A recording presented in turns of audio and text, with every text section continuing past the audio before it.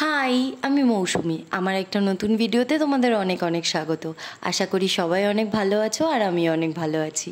আজকের ওয়েদারটা দেখো কি সুন্দর না? দেখতে যতটাই সুন্দর লাগছে গরম ততটাই ছিল আজকে। মন্দির চত্বর ঘুরিয়ে দেখানোর ভিডিওটা আগের পার্টে শুরু করেছিলাম, তারই সেকেন্ড পার্ট আজকে নিয়ে এলাম। প্রথমেই চলো দেখে নাও মন্দিরের এই জায়গাটা। এটা কিন্তু খুব সুন্দর লেগেছে আমার।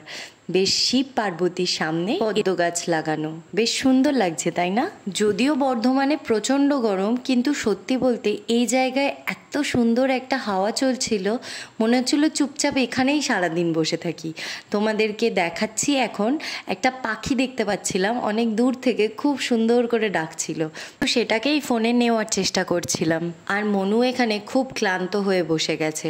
আসলেই মন্দিরের মেঝেটা এত গরম যে হাঁটতে সত্যিই অসুবিধা হচ্ছিল। আর এই যে পুকুরের চারপাশটা কেমন লাগছে বলো তো? পুরো মনে হচ্ছে না সিনারি? সত্যিই এই জায়গাটা ভীষণ সুন্দর। আর এখানে তো রীতিমতো শুটিংও চলছিল। এই যে ছোট্ট বাচ্চাটি, এর শুটিং করার জন্য এখানে নিয়ে এসেছিল। একে কি সুন্দর করে সাজিয়েছে। তো যাই হোক, চলো এই সমস্ত তো দেখা হলো। তাহলে চলো, মন্দির চত্বর এখানেই শেষ হচ্ছে। নন্দী মহারাজকে দিয়েই মন্দিরটা শেষ। আজকের ভিডিওটা তাহলে এখানেই শেষ করছি। ভালো লাগলে অবশ্যই একটু লাইক করে দিও। চলো, টাটা।